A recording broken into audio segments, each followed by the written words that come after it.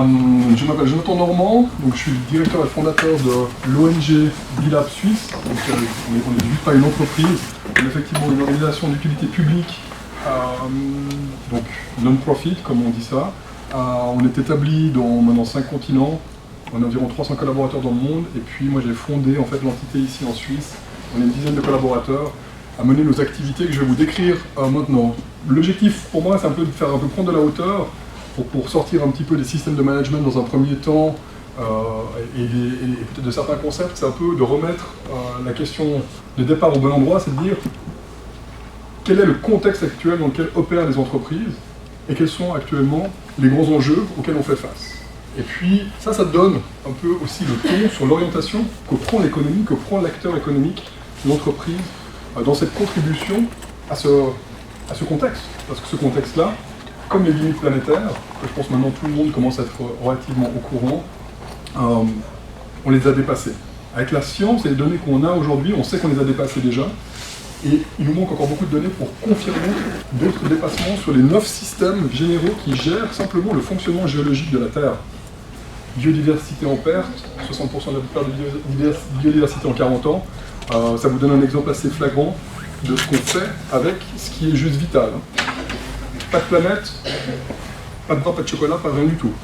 Donc, pour dire les choses simplement, aujourd'hui l'urgence climatique a, je crois, émergé depuis ces 30 dernières années où il y avait ce discours, il y avait ces avertissements qui venaient. Aujourd'hui, ça vient sur la scène publique, ça vient dans les rues, ça vient dans les entreprises. Donc, le grand pourquoi une entreprise doit modifier sa façon d'opérer, les sociétés doivent modifier leur façon d'opérer, eh bien simplement, je pense que, voilà, c'est pas sur Mars qu'on va aller trouver une option B. Ça, on sait déjà aujourd'hui. C'est notre planète et c'est ici que ça se passe. Ça, c'est pour le côté lucide et un peu pragmatique du grand pourquoi une entreprise doit changer ses modèles opératoires et doit se transformer pour être contributrice sur simplement ce qui est la survie de l'humanité. C'est de ça dont on parle. La bonne nouvelle, quelque part, parce qu'il faut une dynamique positive, il ne faut pas être, comme on dit, poussé par des peurs et des anxiétés. Je pense que personne, si je vous dis « Ah, la Terre va s'écrouler », tout le monde va me suivre en disant « Ouh, ouais, on va par là ». Donc, plus globalement, c'est aussi de regarder les opportunités qu'il y a, et effectivement, les 17 objectifs de développement durable en sont une très concrète, le nombre de gouvernements qui l'ont signé. Ces 17 objectifs se traduisent en cibles bien précises, en actions très concrètes sur lesquelles les entreprises peuvent en fait amener des éléments de réponse. Mais pas que des réponses de contraintes, il y a aussi beaucoup d'opportunités à développer, et cet agenda commun doit nous permettre de simplement, d'ici 10 ans, de rétablir la courbe actuellement dans laquelle notre société se développe, notre économie se développe, pour dire aussi notre capitalisme, qui est aujourd'hui quand même grandement, de façon destructeur dans son déploiement, et donc de repenser un peu tout ça. Les objectifs de développement durable, je ne repasse pas dessus, les 3 dimensions elles ont été nommées. Je pense que ce qui est important dans cette annonce aujourd'hui avec cet agenda 2030, c'est qu'effectivement la Suisse a positionné un plan très ambitieux pour mettre cela en place. Et une des premières traductions qu'on a vues, c'est que ça faisait 10 ans qu'on discutait des critères de durabilité dans les marchés publics, qui représentent quand même 40 milliards, 10% du PIB suisse. En janvier 2021, ces critères socio-environnementaux seront intégrés dans l'attribution de ces marchés publics. Donc ça rentre dans l'économie à travers des incitations et à travers concrètement des opportunités de marché. Donc on fait des pas avancés, et la Suisse, à part rougir, on fait des choses bien. Je vous décris ici quelques petites opportunités structurelles, je ne vais pas tout vous lire, je ne vais pas vous demander de tout lire, on vous donnera le support, ici vous sera distribué après, il est disponible. Mais ce que j'aimerais vous dire là, et qui est important quand on parle de ces 17 objectifs et du grand pourquoi agir et se mettre en mouvement, c'est qu'il y a énormément d'opportunités structurelles. On parle de 12 000 milliards d'investissements, donc d'opportunités de marché, pour contribuer à ces 17 objectifs de développement durable. Donc là, l'entrepreneur, l'entreprise, on lui parle. C'est pas simplement de la contrainte et faire pour corriger ou pour protéger ou pour minimiser, mais c'est d'aller innover, se transformer pour contribuer et prendre des positions sur le marché. Et qu'est-ce que ça veut dire concrètement prendre ces positions sur le marché? C'est qu'il y a des attentes. Je vous parlais des marchés publics, mais vous pouvez aussi imaginer ces fameux milléniaux. Donc c'est ceux qui ont entre 15 et 37 ans aujourd'hui, ça change chaque année forcément, qui selon toutes les grandes statistiques, les grands questionnaires avec lesquels on a l'habitude de les questionner, confirment tous qu'ils ont d'autres attentes. Ils ont de l'attente pour des entreprises qui ont une autre orientation que simplement celle de faire du profit ou la maximisation de profit. Ils ont des attentes sur des bons produits. Ils veulent travailler pour ces bonnes entreprises. Et donc, comment est-ce qu'on met en place ce qu'il faut pour envoyer ce signal-là? Et puis, il y a aussi les investisseurs. Donc, il y a beaucoup de parties prenantes qui rentrent en ligne de compte, qui cherchent ces entreprises et ces opportunités pour soutenir cette nouvelle économie. En très résumé, ce qu'il faut savoir, c'est que pour financer cet agenda 2030, d'un point de vue économique, c'est tout à fait faisable. Il nous faut qu'entre 5 et 7 trillions annuels pour financer cet agenda 2030, pour faire les financements d'infrastructures, les financements dans les nouveaux modèles d'affaires, pour revoir les filiales, pour passer de modèles extractifs à des modèles idéalement inclusifs. Et donc, ça représente pratiquement rien sur le nombre d'actifs en circulation dans l'économie. Il y a 85 trillions, 86 000 milliards qui sont en circulation. On n'en a besoin que de 5 et 7. C'est tout à fait possible de les mobiliser. Il faut simplement juste donner cette orientation-là pour que ces investissements et ces entreprises mettent l'effort dans cette direction-là. C'était juste un petit peu pour vous donner l'opportunité qu'il y a derrière structurelle. Je vais rentrer un petit peu, mais avant ça, il faut quand même comprendre qu'on a un problème majeur aujourd'hui. C'est qu'effectivement, ces limites planétaires, on les a dépassées. Ça devient un thème journalier, quotidien. Et de l'autre côté, on voit des gens qui vont dans la rue. Je ne vais pas vous nommer toutes les soulèvements sociaux qu'il y a eu cette dernière année, mais de Hong Kong à la Catalogne, en passant par les rues de nos villes ici en Suisse, les jeunes vont dans la rue, ça commence à bouger. Bon, ce n'est pas les gilets jaunes de nos voisins, par exemple, mais on voit que ça bouge, les gens se révoltent, les gens ne sont plus d'accord avec le système, il ne fonctionne pas. Pourquoi? Parce qu'effectivement, il ne fonctionne que pour un petit nombre. Et ça, ce n'est plus possible. On arrive à un stade d'évolution de notre civilisation et notre mode de fonctionnement, on va dire, de pays développés, où ce n'est plus acceptable. Peut-être grâce à l'information, peut-être grâce à plein d'autres choses, mais il ne faut pas travailler sur la résignation, il ne faut pas travailler sur ces vecteurs de constats négatifs, il faut offrir des opportunités. Et c'est ce que demandent aujourd'hui les populations. Donc il faut corriger le système. Ce n'est pas simplement de faire de la RSE, ce n'est pas simplement d'amener des belles initiatives ou de faire une belle action une fois le vendredi matin et puis l'après-midi on continue comme on fait les choses d'habitude. C'est d'incorporer ce comportement pour corriger le système collectivement, et c'est le rôle des entreprises d'y participer grandement. Les 17 objectifs de développement durable, les 193 pays ont écrit dans leur déclaration. Nous n'y arriverons seulement si l'économie y participe massivement. Massivement, c'est pas juste un petit peu le dimanche comme ça, ou un petit jour dans la semaine, ou quelques heures. C'est massivement, ça veut dire se transformer. Donc, le pourquoi et cette volonté de trouver une alternative viable est clairement, pour moi, et pour, je pense, l'ensemble des acteurs qui travaillent dans cette dynamique de changement de système, le constat de dire il faut reconnaître que ça ne fonctionne pas. Et globalement, tous les indicateurs mondiaux du développement nous disent que ça ne fonctionne pas. Le système global ne fonctionne pas. Il a fait plein de choses géniales, mais aujourd'hui, on est arrivé à la fin de maturation peut-être d'un modèle pour en trouver un autre. Donc il faut amener une solution à ce constat, et c'est donc effectivement d'amener une alternative viable sur ce que peut être l'économie, sur ce que peut être la société de demain. Et c'est un petit peu ce que je vais vous présenter là. Donc globalement, ce que je vous parle au niveau des entreprises, c'est ce changement d'operating system. C'est de passer d'un modèle d'entreprise ou d'économie de capitalisme actionnarial, qui était souvent pour certains, qui était souvent pour le court terme, qui était développé sur un modèle exclusif, et puis qui était développé sur des modes de relation avec la Terre qui étaient extractifs. Et ça, on sait que tout ça, ça ne répond plus aux enjeux que je vous ai mentionnés juste avant. Donc comment est-ce qu'on bascule avec ce nouvel operating system dans un capitalisme de parties prenantes? Alors là, c'est vrai que vous dites, ah, on parle de capitalisme, je ne m'attendais pas à ça, j'étais venu pour la RSE, mon management système, mes actions. La réalité, c'est que c'est ça qui va driver le changement majeur qu'on va avoir dans les 10 ans à venir. C'est cette réalité qu'aujourd'hui, on doit orienter la valeur sociale et actionnariale en même temps, la valeur sociétale, au même titre, pour tous, pour le long terme, de façon inclusive, donc une économie qui marche pour le plus grand nombre, qui prend en compte tout le monde, et puis, effectivement, régénératif. On n'est plus dans la phase de compenser, limiter et corriger, on doit régénérer le capital naturel. Donc on doit vraiment se réinventer dans notre relation à la Terre, dans notre relation à la biodiversité, dans notre relation au capital naturel au sens large. Je vais vous parler des bicorps, parce que c'est aussi un peu le thème de la soirée, ce qui est notre proposition avec Bilab.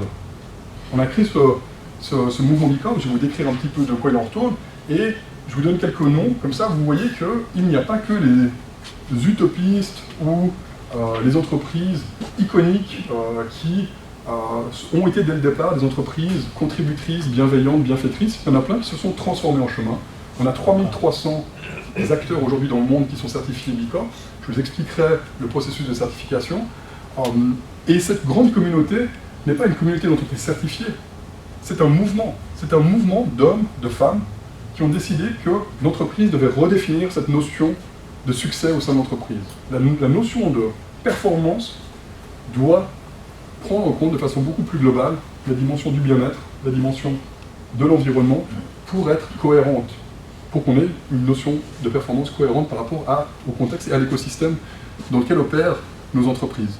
Vous voyez quelques noms, il y en a certains qui sont aussi des multinationales, qui sont des filiales de multinationales, donc on a des processus assez rigoureux pour ces grandes entreprises, et aujourd'hui, on est effectivement très visible, parce que cette communauté-là a montré qu'on pouvait créer une infrastructure de marché qui opérait différemment. Je vais vous dire comment est-ce qu'elle opère différemment sur 3 critères principaux. Le premier, c'est elles sont évaluées sur la performance sociétale et environnementale. Ça veut dire qu'on les note, on leur donne une notation holistique à travers les différentes dimensions de l'entreprise, de leur gouvernance, de leurs relations collaborateurs, de leurs relations dans leur chaîne de valeur, les liens avec les communautés avec lesquelles elles opèrent, la partie environnementale et leur modèle d'affaires. Et on prend tous ces éléments et on peut leur donner une note. On donne un chiffre qui, ce chiffre vous indique où est-ce que vous vous trouvez sur le chemin du développement durable, sur le chemin de l'économie régénératrice, vous l'appelez comme vous voulez, de l'économie circulaire, sur l'économie vers laquelle il faut aller, qui est bienfaitrice et contributrice. Et donc, on donne cette indication de là où est l'entreprise sur le chemin. Il y a des critères minimaux, elle doit obtenir 80 points minimum dans son score, ce qui n'est pas facile. Le score moyen des entreprises, typiquement en Suisse, qui applique, est d'environ 55-60 points. Donc elles doivent mettre des actions en place pour le faire. Je ferai des parallèles tout à l'heure avec les systèmes de management, la qualité, parce que c'est clairement une complémentarité ou un soutien qui s'intègre sur ces questions-là. Deuxièmement, on leur demande d'être transparents. Ça veut dire qu'elles doivent publier leurs résultats, tous leurs scores dans les catégories que je vous mentionnais, gouvernance, collaborateurs, communauté, environnement, est publié sur Internet et disponible auprès de tout le monde. Et puis, troisième point, on leur demande d'aller changer leur ADN en modifiant leur responsabilité fiduciaire, en y ajoutant une dimension sociale et environnementale. Ça veut dire qu'on demande de changer, pour ceux qui savent ce que c'est, leurs articles d'association. Quand vous créez une entreprise, vous l'enregistrez au registre du commerce, il faut des articles d'association qui en Suisse sont très flexibles et qui, de façon initiale, adressaient la question de pérennité économique et de respecter la loi. On fait des modifications à ce stade-là pour que le conseil d'administration et que l'entreprise prennent la dimension des opérations et des activités sociales et environnementales au même titre que la dimension économique. Donc ça devient un point à l'agenda annuel pour ces entreprises de le traiter avec la même rigueur qu'ils le font pour leur performance financière. C'est très challenging, comme vous pouvez le constater. On est les seuls à proposer un dispositif comme ça, et c'est aussi pour ça qu'on n'a que 3300 entreprises certifiées dans le monde aujourd'hui, probablement. Mais on voit qu'on a de plus en plus de traction, on a de plus en plus de demandes. On a reçu près de 2000 demandes ces 12 derniers mois pour les entreprises pour appliquer, parce qu'elles ne veulent pas simplement être certifiées et puis passer à travers cette moulinette, elles veulent surtout faire partie de cette dynamique de mouvement. C'est ça qu'on offre à cette communauté, c'est ce partage de bonnes pratiques, cette dynamique on va dire, d'être les meilleurs, pas être les meilleurs du monde pour elles, mais être les meilleurs pour le monde. Et ça fait permettre de monter un peu la fréquence vibratoire et se retrouver sur des enjeux et sur des positions qui sont stimulantes. Donc basiquement, cette certification, elle amène une évolution aussi de ce qu'on voit depuis 30 ans, par rapport aux certifications de produits ou par rapport à des certifications de systèmes de management qui font très bien ce qu'elles doivent faire, mais qui ont souvent un spectre limité par rapport à la notion que nous, on prend en compte, qui est la notion de la performance sociale et environnementale. Alors, je vais vous dire quelque chose, on a plein d'entreprises qui sont certifiées avec des certifications ISO, qui ont des systèmes de management en place, et puis quand ils passent à travers notre moulinette, ils gagnent 3 points sur 80.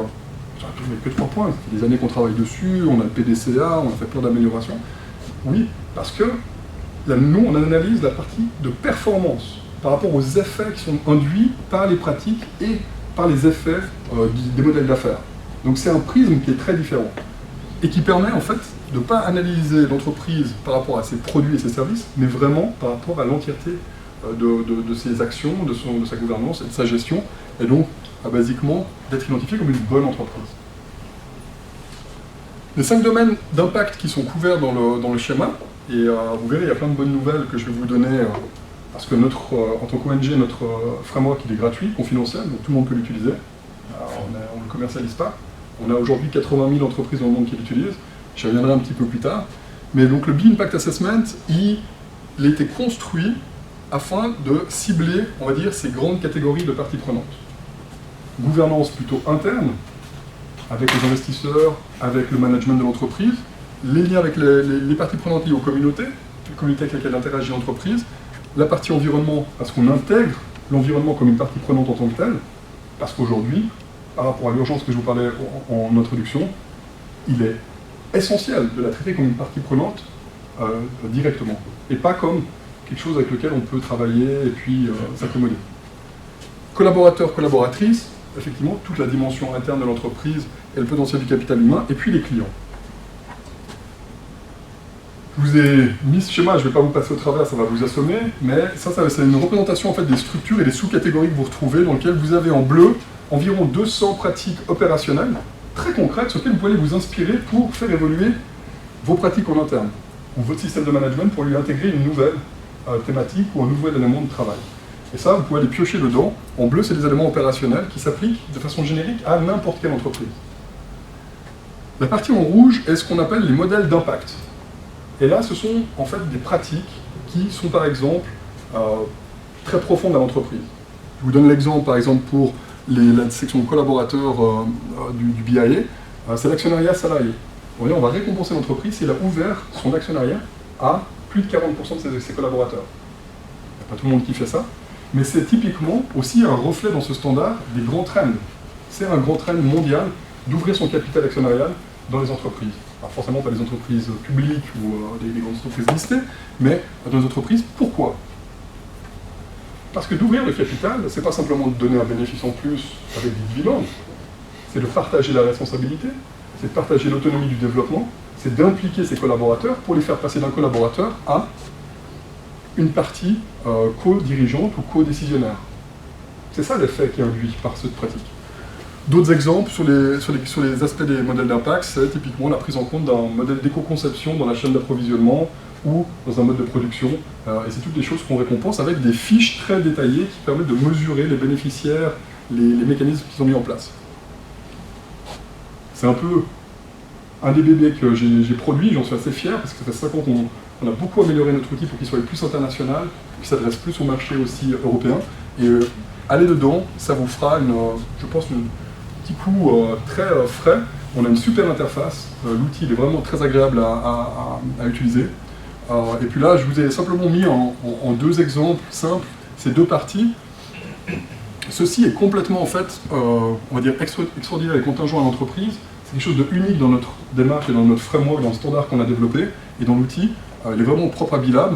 Et puis, on l'a complété avec aussi tous les impacts opérationnels, ces pratiques génériques. Et là, on n'a pas réinventé la roue, on a réutilisé tout ce qui existait en partenariat avec des organisations qui l'avaient développé, on les améliore.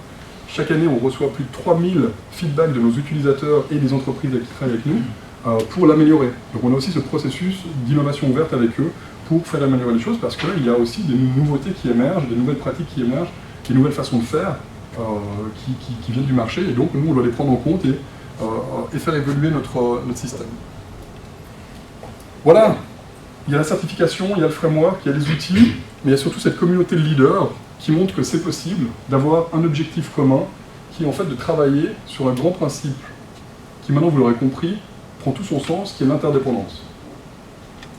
Et ils signent tous cette déclaration d'interdépendance, pardon, je suis allé un peu dans le mauvais sens, navré, ils signent tous cette déclaration d'interdépendance pour construire cette nouvelle économie et pour mettre les parties prenantes au cœur de toutes leurs décisions et de leurs actions. Donc ça, c'est la belle déclaration, mais quand elle est appuyée avec un système crédible de validation, de mesure, de contrôle des changements juridiques, là, on n'a plus simplement une jolie charte qui flotte un petit peu je ne sais où, on a un document constitutif qui vient complètement appuyer des pratiques et des méthodes et des méthodologies qui sont mises en place. Je vais vous donner l'exemple d'Opaline, qui est un peu connue en Suisse, je pense que beaucoup d'entre vous la connaissent. C'est une des entreprises que j'ai accompagnée depuis très longtemps, depuis 9 ans, et qui a fait vraiment un développement incroyable, complètement holistique, en travaillant avec ses parties prenantes, en travaillant avec toute sa chaîne de valeur. C'était une des premières entreprises à mettre en place le prix saisonnier dans la gestion de ses achats de légumes, de légumes et de fruits. Ça veut dire quoi? D'adapter sa marge par rapport à la saison. Pourquoi on fait ça? Parce que la pratique usuelle qu'il y a sur le marché, c'est d'acheter la tonne de pommes, par exemple, une année à l'avance. Et vous voyez quand même le changement climatique qui touche aussi un peu la Suisse. Et puis le prix qu'on peut fixer en imaginant la production qu'on va avoir dans une année, par rapport aux chiffres, aux expériences qu'on a, aux habitudes, il peut maintenant grandement changer en quelques mois. Et donc, d'avoir ce prix fixé dans un contrat un an à l'avance fait que le producteur se trouve souvent la tête sous l'eau avec des problèmes d'absorption de pertes. Elle a décidé de changer ce modèle-là et d'intégrer cette discussion de la marge de façon saisonnière. Et donc, elle partage ce risque, mais donc, ce n'est plus des fournisseurs, ce sont des vrais partenaires, ce sont des vraies parties prenantes intégrées. Alors, ils ont un centre de production qui est 100% renouvelable, Biofruits dans le Valais qui est incroyable. Ils font aussi, maintenant ils ont créé une fondation, ils donnent un centime additionnel qui part directement dans cette fondation pour soutenir des projets d'éducation et de lien avec la nature.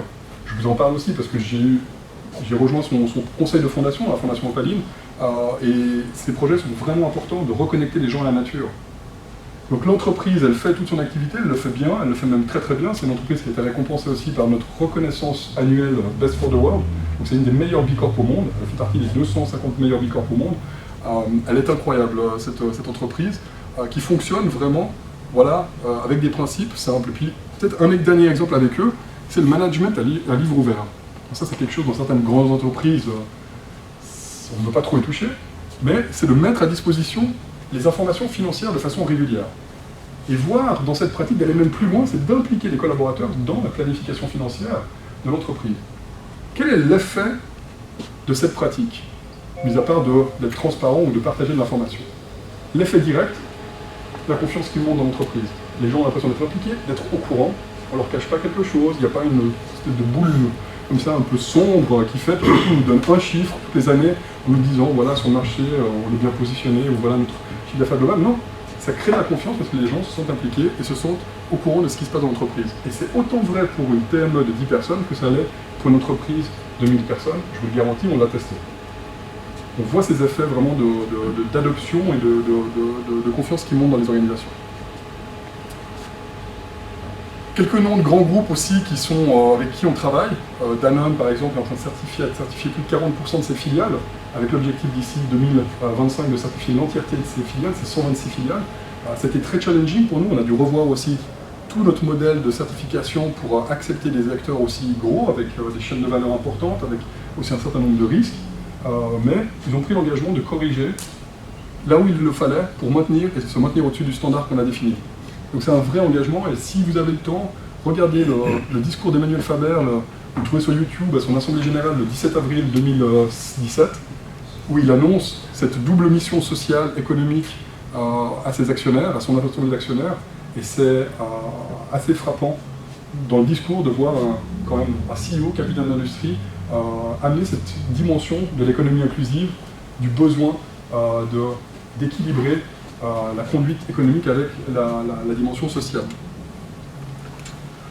Je passe rapidement, mais ce que je veux vous dire, c'est qu'effectivement, nous, on est un petit contributeur de cette grande économie du développement durable. On est un tout petit contributeur. Il y a plein d'entreprises qui ne sont pas B Corp, qui font plein de choses incroyables. Il y a plein d'entreprises qui utilisent nos outils sans être certifiées, et c'est très bien.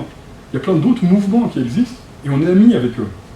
On n'a pas volonté d'être un peu nos prêtres dans leur paroisse ou d'être, des dieux tout-puissants qui savent tout, non. Par contre, avec les outils, avec cette volonté que l'ONG peut porter, on dissémine cette nouvelle connaissance de l'économie inclusive, de l'économie régénératrice, à travers différentes activités qui vont vers le lobby auprès d'investisseurs, des travaux avec les académiques, avec les universités. On a ici en Suisse un très très beau modèle de développement avec les académiques. On a près de 5 partenariats réguliers où on engage des étudiants en master, des MBA, pour les faire travailler sur ces nouveaux modèles économiques, pour les faire travailler sur ces transformations avec ces outils de mesure. Parce que, basiquement, pour construire cette force pour l'intérêt général au niveau de l'économie, chaque acteur il a besoin de deux choses. pour pouvoir prendre ce chemin et cette direction, c'est de prendre des actions, mais il les prend seulement si on peut les mesurer. Et ça, c'est un point super fondamental que vous connaissez tous si vous travaillez dans le système de management. On ne peut pas prendre d'action dans une entreprise si on ne mesure pas les effets, si on ne mesure pas la résonance qu'elles ont. Donc voilà, le changement de système qui est proposé, c'est vraiment de passer d'un ancien système où principalement le but de l'entreprise c'était tout ce qui est légal. Du moment où c'est légal, alors même si faire de l'évasion fiscale ou de l'optimisation fiscale c'est légal, parce que c'est légal dans nos systèmes actuels, ben, c'est légal donc on le fait. Mais est-ce que c'est bien pour la société? Est-ce que c'est normal qu'une entreprise qui opère dans un pays avec des milliers d'employés ne verse pas un franc aux impôts pour la société et pour le bien-être du collectif? Donc, de faire évoluer ce but de l'entreprise avec tout ce qui est responsable et durable dans ce nouveau système. De partir du premier principe, c'est la maximisation des profits, l'orientation de générer du profit de façon principale, à préserver les systèmes naturels et sociaux. D'être en ligne avec le contexte, avec les besoins de la société et avec la réalité du capital naturel. De passer de l'obligation fiduciaire de diligence pour les actionnaires, ce qui aujourd'hui dans tous les grands pays développés est principalement le cas, hein, on s'oriente pour la responsabilité à des fins des actionnaires et leurs dividendes ou leurs droits, à une diligence, comme je vous le disais, pour les travailleurs, pour les collaborateurs, les clients, les communautés et le capital naturel. Donc c'est vraiment un changement de système important. Et effectivement, au niveau du système de management de l'entreprise principale, effectivement, bah, ce n'est pas de gérer simplement les profits, du moins le capital financier ou les performances financières, mais c'est de passer à gérer les profits et l'impact. Le profit n'est pas un problème. Dans un changement de système tel que nous on envisage, si on encadre l'activité de l'entreprise sur des piliers d'économie inclusive type la participativité, la solidarité, la durabilité de l'entreprise et sa stabilité, la croissance, le profit n'est plus une raison d'être et devient en fait un outil pour se développer et donner de la capacité. Il faut juste replacer aujourd'hui ce qu'est la croissance qu'on a mis au centre de tout et on fait graviter tout autour, à la remettre à l'extérieur pour en devenir qu'un outil ou un moyen pour maintenir ce développement. Donc c'est ça le changement de système de façon très résumée. Et la culture, bah, effectivement, c'était dans ces entreprises, c'était la culture du plus. Et on est un peu aussi dans notre société, généralement, dans les pays développés, dans la culture du plus. Il faut toujours plus, plus, plus. C'est de passer un modèle à on en a assez.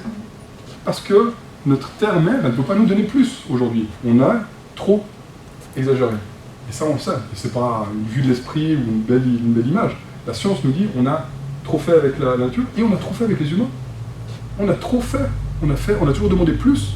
Le nombre de maladies mentales qu'on voit apparaître dans le monde entier, au sein des entreprises. Burn-out, l'absentéisme, la maladie de l'absence, ce genre de choses, ne sont que des reflets qu'on a un modèle qui ne fonctionne pas, un système qui ne fonctionne pas pour le plus grand nombre, et qui n'est pas durable.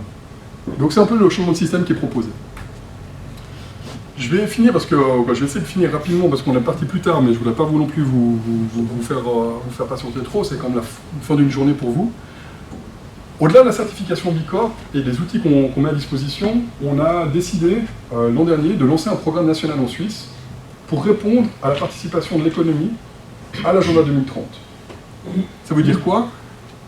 On a créé un chemin qui va permettre à n'importe quelle entreprise d'utiliser les bons outils de mesure d'impact au niveau de leurs opérations, comme je vous l'ai décrit avant, et au niveau des objectifs de développement durable, parce que c'est un peu la grande nouveauté. On a lancé il y a un mois publiquement, on l'a annoncé à différents endroits en partenariat avec une agence onusienne qui s'appelle le UN Global Compact. Vous voyez le logo ici. On a lancé le premier outil qui permet de contribuer, de mesurer la contribution d'une entreprise par rapport aux 17 objectifs de développement durable.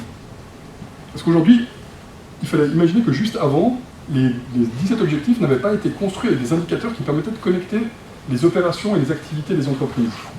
On a créé ces 1800 indicateurs supplémentaires. Et on les a opérationnalisés dans un outil qui permet de le faire. C'est un outil qui s'appelle le SDG Action Manager et qui est disponible, qui est gratuit, comme notre autre outil qui est à disposition. Maintenant, l'outil, il est utile pour les gens qui ont une certaine maturité dans l'entreprise, qui ont peut-être déjà des démarches, qui ont déjà des personnes dédiées à cela. Mais nous, ce qu'on souhaite, c'est adresser ça à toutes les entreprises pour ne pas les laisser sur le côté. Et donc, pour ça, il faut une dynamique de mouvement, il faut une dynamique d'engagement. Et c'est pour ça qu'on a créé en fait un programme en 3 étapes que je vais vous décrire, afin de leur permettre de mesurer là où ils en sont, leur bonne contribution, parce que plein d'entreprises font déjà beaucoup de belles choses et de bonnes choses, mais de voir là où elles peuvent, sur ce bon départ et cette bonne analyse de départ, trouver des points d'amélioration pour travailler sur leurs impacts négatifs, parce qu'on en a tous. Même les entreprises les plus idéales que vous avez en tête, elles ont des impacts négatifs, c'est normal. Comment est-ce qu'on peut travailler sur ce delta-là? Comment est-ce qu'on peut travailler cette dimension? Identifier les opportunités dans une dynamique de transformation, d'innovation, donc aussi dans une dynamique positive, pas « ah, je suis pas bon là, alors il faut vraiment que je travaille dessus ». Non, sur ce constat-là, je peux amener des éléments de réponse qui sont transformatifs, sur lesquels je vais peut-être aussi engager ma chaîne de valeur. Je vais engager mes partenaires, mes fournisseurs, je vais engager peut-être mes clients, mes consommateurs dans cette dynamique-là.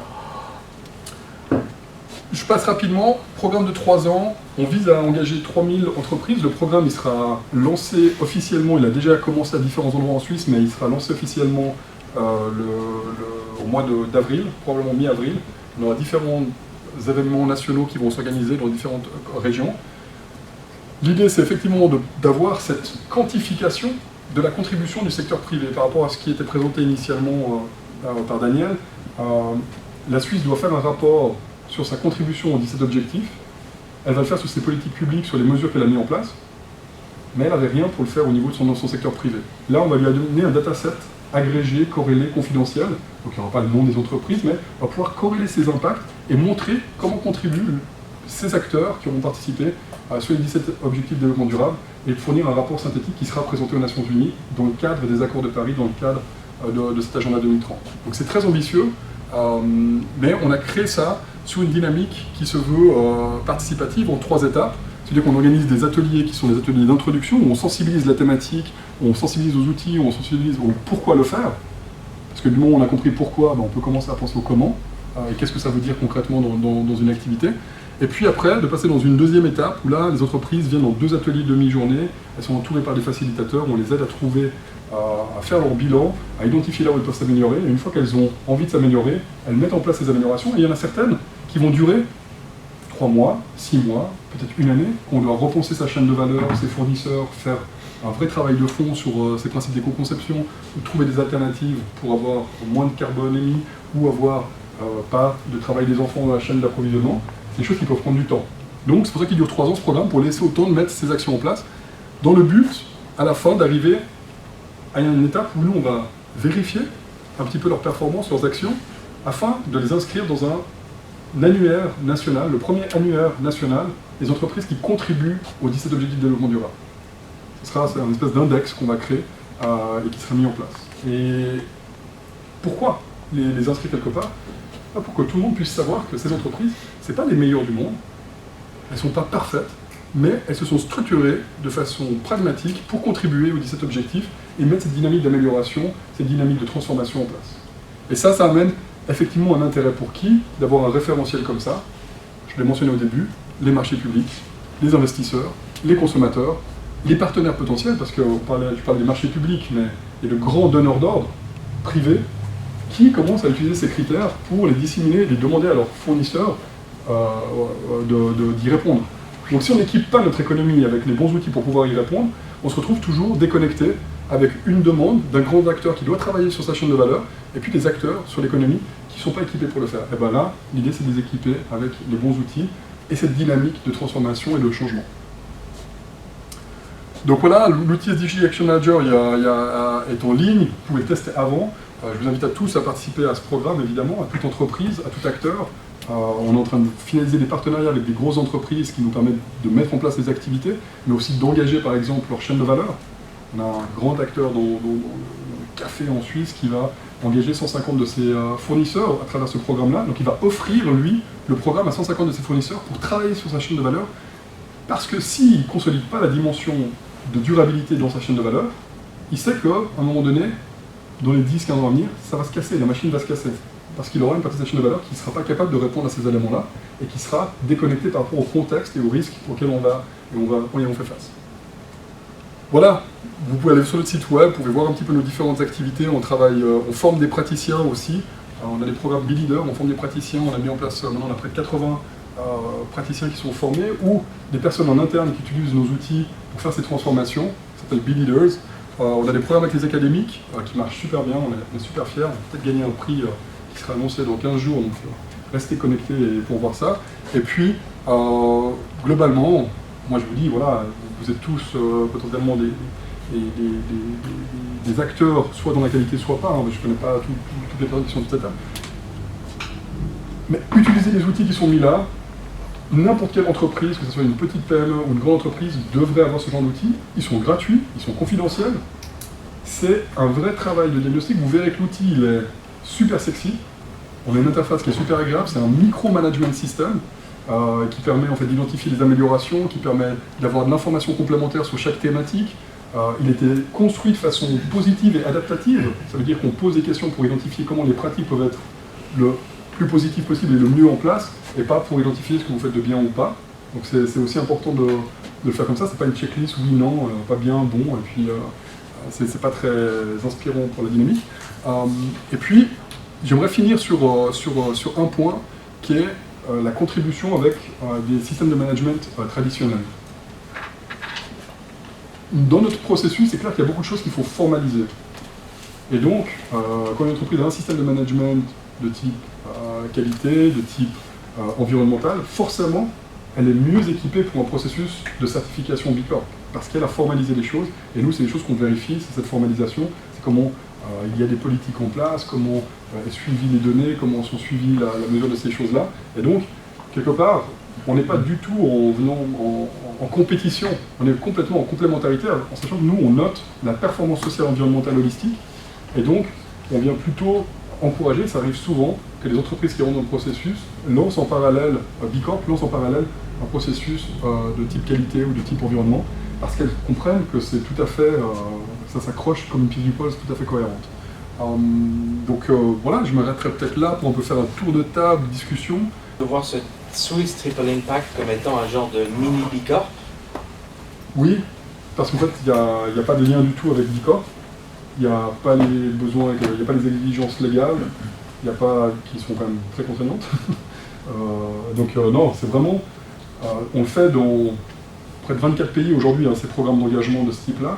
En Suisse, on est un petit peu en avance des autres pays avec B-Lab. On avait lancé en 2018 un programme qui s'appelait Best for Geneva. On a engagé 340 entreprises à utiliser nos outils, à accéder à des ateliers, à des workshops. Donc c'est vraiment de mettre cette transformation en place. Le côté B Corp nous amène une crédibilité, effectivement, parce qu'on a un standard derrière, on a des processus de vérification qui fait que maintenant, tout le monde ne voudra pas devenir B Corp.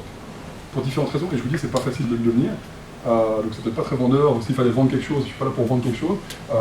Donc c'est difficile, c'est challenging, mais on ne peut pas louper l'opportunité d'équiper avec les bons outils le plus grand nombre d'acteurs de l'économie pour mettre cette dynamique en place. Et donc c'est vraiment pas lié, et je pense que c'est en chemin.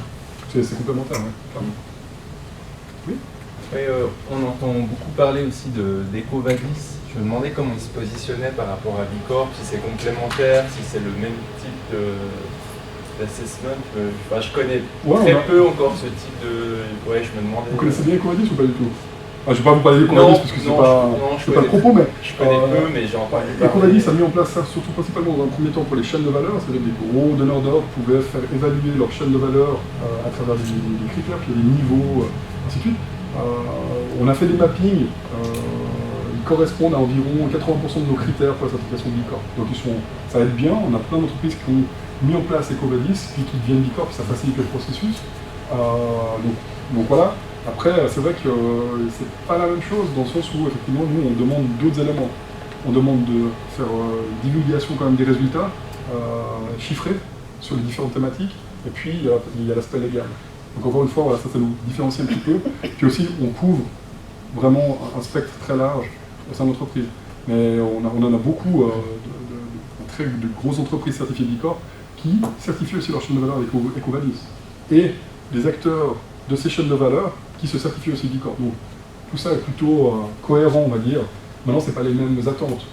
Quand je viens certifier EcoVadis, c'est pour devenir un fournisseur préférentiel d'un donneur d'ordre ou d'une grosse entreprise. Quand je deviens B Corp, je rejoins un mouvement. Et je me positionne en tant qu'entreprise qui fait partie d'un mouvement et qui contribue pleinement. Donc c'est peut-être pas la même raison d'être ou la même volonté initiale. D'autres questions? Est-ce que le concept de l'économie circulaire, c'est important pour devenir un B Corp? Alors, dans les modèles d'impact que je vous décrivais en rouge, là, effectivement, si on fait de l'économie circulaire, c'est tous les modèles d'impact qu'on peut intégrer et sur lesquels vous allez être récompensé. Maintenant, effectivement, dans notre théorie du changement, pour créer une économie partagée et durable, dans la partie durable, effectivement, il y a la partie circulaire, il y a aussi la partie inclusive, qui est importante, qui est plutôt à destination des personnes, pour donner un accès à l'économie à tout le monde, de façon équitable. Et puis il y a la partie régénératrice. Donc la circularité est vraiment un instrument important, mais par rapport à l'urgence, il ne faut pas oublier qu'il faut aussi mettre des méthodes et des modèles maintenant d'économie régénératrice en place pour revitaliser le capital naturel et pour offrir à nos enfants, tout simplement, ou aux générations futures, peut-être un environnement comme nous on a pu en bénéficier ces 40 dernières années.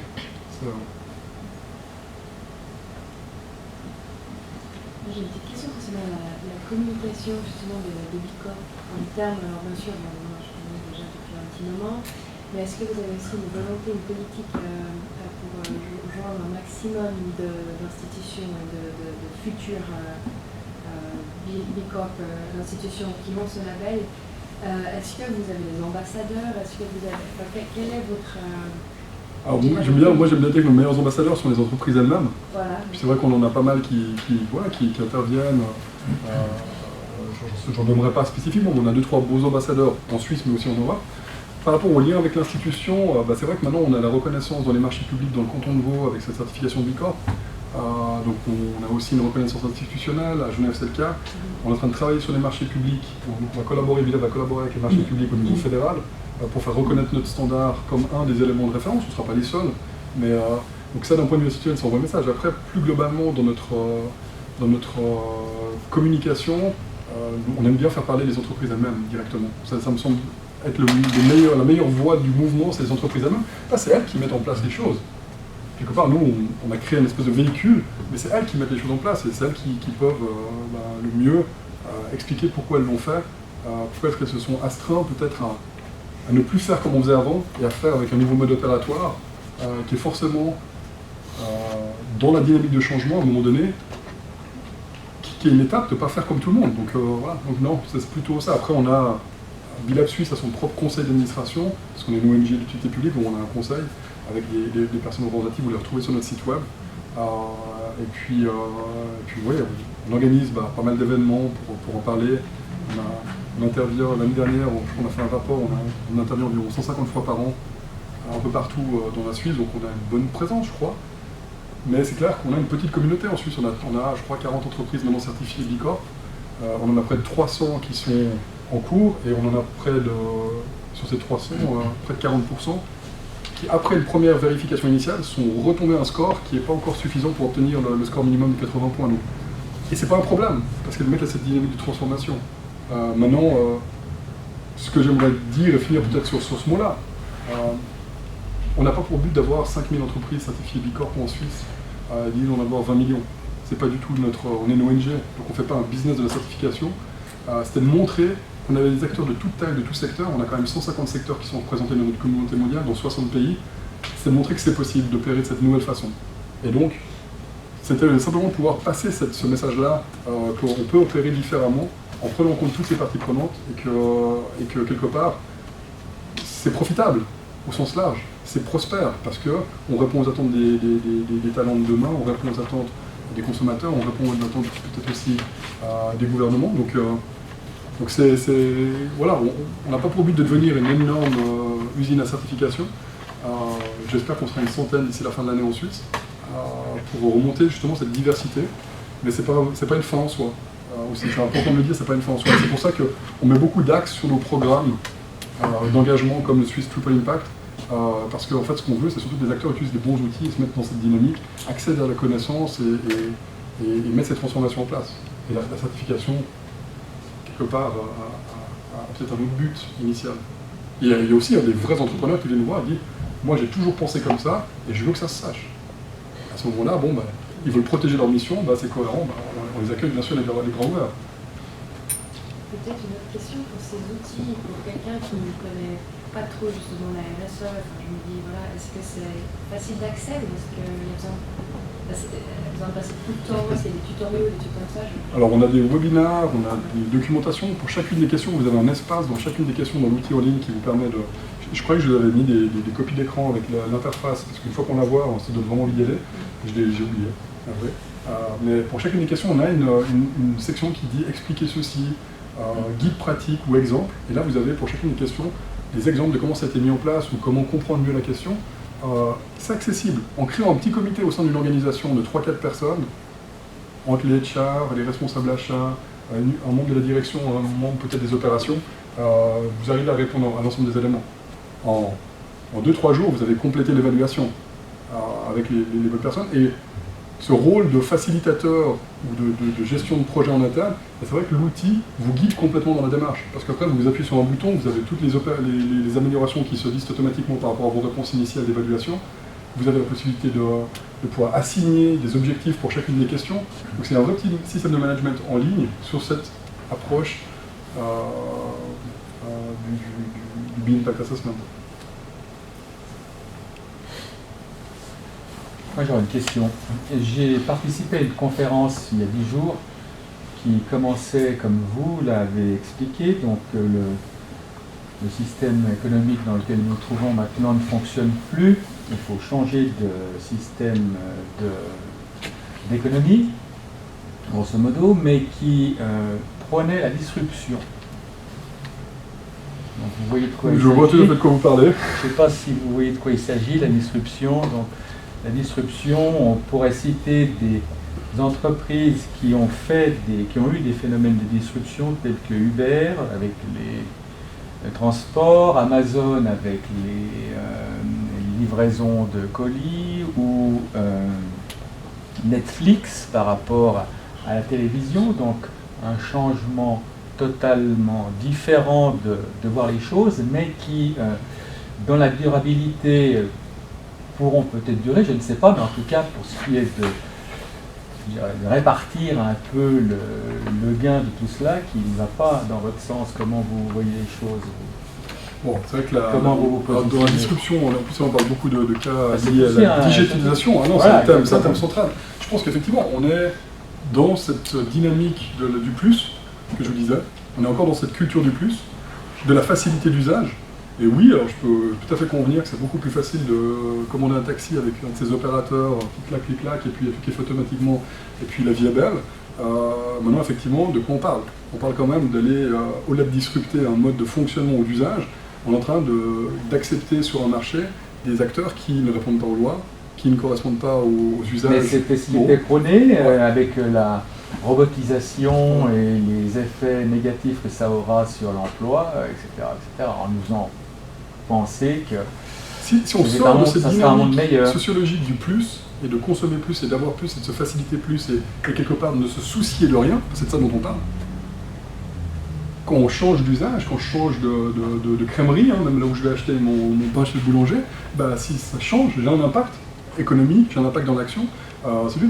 Donc moi je pense qu'on est effectivement, il y a deux grandes théories aujourd'hui qui sont un peu cette économie de la disruption avec le côté exponentiel qu'il y a derrière, qui est à mon avis, mais c'est un point de vue personnel, qui me semble être complètement fantasmagorique. Ça veut dire que voilà, on pense qu'il faut étendre la capacité humaine, ainsi de suite. On n'arrive même pas à faire nourrir le nombre de personnes qu'on a sur notre planète. Donc à un moment donné, il faut juste remettre le système de valeur au bon endroit. Mais ça, c'est une vue personnelle. Chacun partage ce qu'il veut.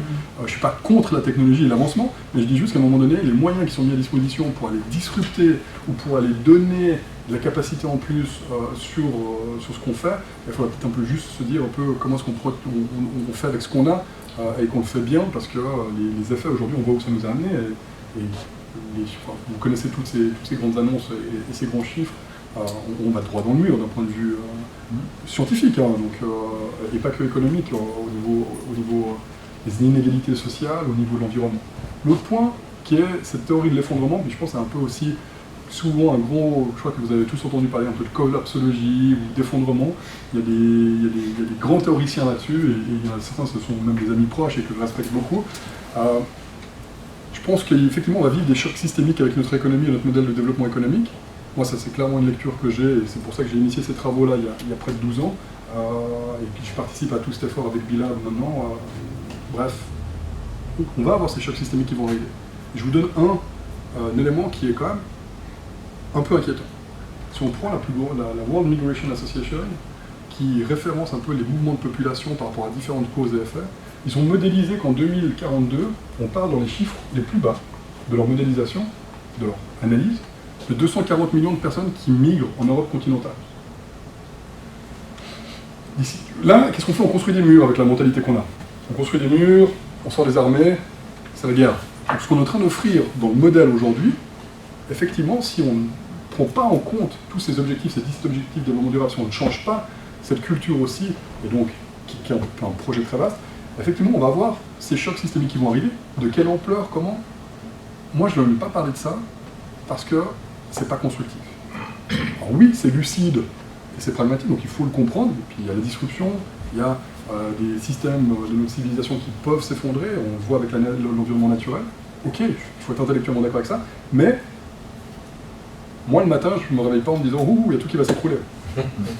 Et c'est aussi cette dynamique positive sur les opportunités de corriger le système, d'améliorer les améliorations.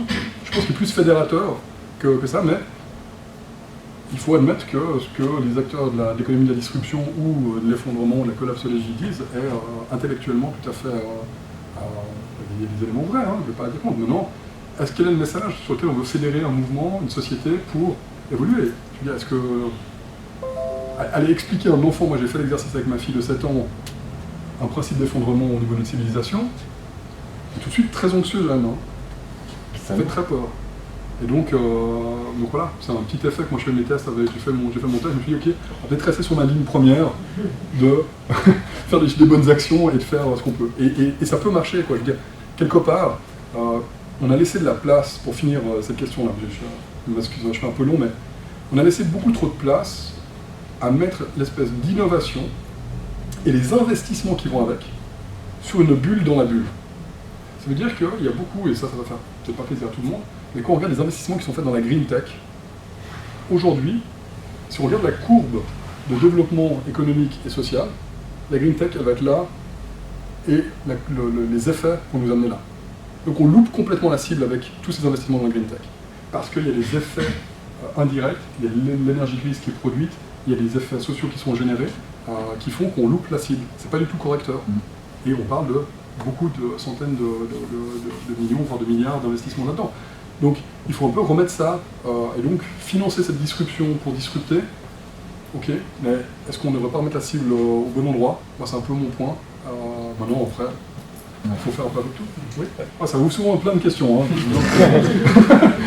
Ça fait le lien en fait sur ma question, parce que comment vous positionneriez par rapport aux craintes, voire même attaques en termes de greenwashing? Je ne pense pas à des attaques envers Bicorp, mais je pense plutôt des attaques envers les entreprises qui pourraient voir dans Bicorp un moyen de s'acheter une conscience. Je vais formuler différemment. Comment vous pouvez, au travers de votre approche, garantir que les moyens qui sont mis en œuvre vont au-delà de l'intention et puis de la... une volonté un peu cachée. Alors, c'est les critères eux-mêmes. Comme je dis, c'est pas facile d'obtenir les 80 points minimum. Vous ne pouvez pas devenir Bicorp parce que vous décidez de payer un consultant ou de le faire. Il faut que vous obteniez ce score après vérification avec nos analystes, ainsi de suite, et c'est challenging. Maintenant, comme on mesure l'impact et ces transformations, quelque part, si ces transformations ont lieu, que ce soit motivé initialement, mais avec tout le dispositif qu'on a mis autour, avec les changements légaux, ainsi de suite, ceux qui le font juste pour le greenwashing ou l'impact washing, ils partent vite, ils s'arrêtent vite dans le chemin. Ça c'est clair. Ça c'est ce qu'on a vu parce qu'on a vraiment créé un véhicule ultra... Une entreprise qui veut faire du greenwashing, on lui demande de changer ses statuts, d'insérer, d'avoir un impact positif matériel dans ses opérations, au sein de ses filiales, ainsi de suite. Tout de suite, là, le conseil d'administration, il dit « Ok, l'idée était bonne, mais là, on va peut-être un peu scanner parce qu'on sait qu'on ne va pas faire ça réellement. » Donc on a mis un peu ce qu'on appelle des protections dans ce grand dispositif. Maintenant, si on arrive à mesurer, et c'est pour ça que je dis que nous on est contre personne, Bilab et le mouvement Bicorp, on n'est contre aucune entreprise, on n'est pas une ONG d'activistes qui allons attaquer une entreprise particulière. Nous ce qu'on veut c'est la transformation, et cette transformation mesurable. Et donc si l'entreprise se met dans une dynamique où elle peut mesurer de façon sa contribution de façon pragmatique, de façon vérifiable, c'est une contribution. Et donc voilà, après, dans le mouvement Bicorp, on a des exclusions. Donc on a une partie que vous avez vue qui est notée, et puis on a une partie qui est plutôt déontologique et éthique. C'est 60 questions qui ne sont pas notées, qui nous permettent d'analyser un peu matériellement quelle est l'éthique et la déontologie de l'entreprise, si dans sa chaîne de valeur elle a des problèmes avec le droit des enfants, avec les droits de l'homme, des cas environnementaux, ainsi de suite. Et cette analyse-là va être pondérée avec son score, et puis la décision sera prise sur les deux éléments. Donc on a effectivement une espèce de protection pour éviter d'avoir ce qu'on appelle des secteurs controversés qui rejoignent le mouvement. On pose souvent la question, hein, est-ce qu'une compagnie dans le gaz ou dans le pétrole pourrait devenir techniquement d'un point de vue standard et analytique, si 30% de ces investissements étaient tout d'un coup dédiés dans le renouvelable, peut-être qu'on arriverait à faire cette pondération, parce qu'on pondère cette dimension économique. Maintenant, ce n'est pas le cas encore. Le plus gros contributeur dans le pétrole aujourd'hui dans l'énergie renouvelable, c'est 0,9%. De façon régulière, hein, sur 5 ans. Donc on en est très loin. Mais le jour où il y en a un qui fait 30%, qui fait une vraie bascule, peut-être là, on va discuter. Après, il y a des industries dans lesquelles on ne va pas. Pour des questions simplement que par rapport aux standards internationaux qui sont émis par des organisations internationales comme l'OMS, le tabac, on n'aura pas un acteur du tabac qui va rejoindre le mouvement Bicorp. Et je pense même pas que ça lui parle de venir dans cette communauté, mis à part des critères. Donc voilà, je passe à répondre à votre question. Si jamais sur cette thématique-là on a publié, je pourrais vous donner un article de 5 pages qui met en balance un peu ces dilemmes-là, même au sein des Bicorp, sur des pratiques et ainsi de suite. Parce qu'elles ne sont pas toutes parfaites. Par contre, elles utilisent tous la dynamique pour toujours s'améliorer plus. Donc, ne croyez pas que les Bicorp, elles sont toutes roses et que c'est le monde des bisounours. Non, elles ont aussi des challenges, elles ont aussi... Je donne l'exemple juste de Patagonia, qui est certifiée maintenant depuis 5 ans, qui est une entreprise que vous connaissez tous, très active. Eh bien, dans leur processus, il y a 2 ans, quand ils ont identifié que leur manufacture, leur centre de production était alimenté par des barrages, en pensant que c'était les meilleures choses des barrages, en termes de sources hydrauliques renouvelables, et que la science, les chercheurs leur ont dit non, ces barrages-là détruisent la biodiversité, les écosystèmes, ainsi de suite, ils ont basculé sur une autre source d'énergie renouvelable. Donc même eux, ils se sont améliorés dans le chemin, même s'ils ont cette image un petit peu parfaite, initiale. Madame, vous avez une question, je suis désolé, j'étais un peu long. Concernant la théorie des modèles d'outils d'assessment, il y a certains critères, mais lui, il n'y a pas vraiment de différence. Qu'est-ce qu'un bon score, un mauvais score? Qu'est-ce qui vous a amené à définir, on va regarder ces aspects-là, et celui-ci ou pas celui-là? Vous pouvez parler un peu de la théorie derrière la construction du modèle d'assessment. Et lié à ça, si vous pouvez aussi parler, il existe probablement, moi je ne les connais pas, mais d'autres certifications, d'autres qui émergent un peu partout. On voit aussi des cabinets de conseil de plus en plus qui sont vers la RSE, les consultants, au niveau gouvernemental. Et comment se place le Bicorp versus les autres et orienter le choix d'une entreprise qui a envie de faire une démarche comme ça. Alors, je reprends la dernière qui est super simple. Oui. Un dispositif comme nous on l'a fait, vous n'en trouverez aucun autre. Avec les éléments qu'on a assemblés entre l'aspect transparence, mesure du score, controverse et puis les changements juridiques. Donc ça, il n'y a personne d'autre qui fait ça, on est les seuls. Donc ça c'est très bien, super, on peut dire on est génial. Maintenant, il y a plein d'autres certifications qui existent. Prenez le Cradle au niveau environnemental, qui est un truc extrêmement exigeant, super, il y a plein de certifications de produits qui existent, il y a plein de labels qui existent. Ce que nous on fait d'un point de vue holistique de l'entreprise, en pondérant tous les impacts, les effets sociaux, environnementaux et économiques, on est les seuls à le faire. Parce qu'on intègre la dimension économique et le score représente aussi ce que la dimension économique produit comme effet positif et négatif dans ces différentes activités. Donc c'est un peu technique, mais la méthodologie, il y a une pondération qui est faite entre ces 3 dimensions-là sur l'ensemble des 200 éléments qu'on analyse. Alors, maintenant, le standard et l'outil, il est disponible, donc tout le monde peut le voir, tout le monde peut voir chaque point à quoi il correspond. Donc nous aussi, on est très transparent sur notre modèle. C'est qu'on n'est pas en train d'avoir créé une checklist un peu noire, ainsi de suite. Après, pour la partie vérification que vous adressez, on a développé des techniques qui nous permettent, par rapport à les secteurs d'activité, par rapport à les entreprises, de faire en fait ce qu'on appelle des revues transverses, et on fait sortir les éléments en plusieurs cycles, et selon la cohérence des réponses, parce qu'on a un système qui nous permet de connecter les éléments par rapport à la stratégie RSE de l'entreprise, eh ben, on va aller creuser un peu plus ou un peu moins selon ce qui ressort. C'est une explication méthodologique que je vous donne, parce que rentrer dans le détail, je suis obligé de vous donner un détail pour la gouvernance, pour les collaborateurs, ça deviendrait très compliqué, probablement un peu fatigant en cette fin de journée. Mais je pense que la meilleure réponse à ça, c'est d'aller voir vous-même dans l'outil, il est là, et puis quelque part, encore une fois, nous on est une ONG, donc on a restitué ça au grand public. Et on sait qu'il y a plein d'acteurs qui utilisent ce qu'on a développé pour développer leurs propres solutions, qui elles sont les entreprises privées. Il n'y a pas de problème, tant que ça amène un changement qui est positif.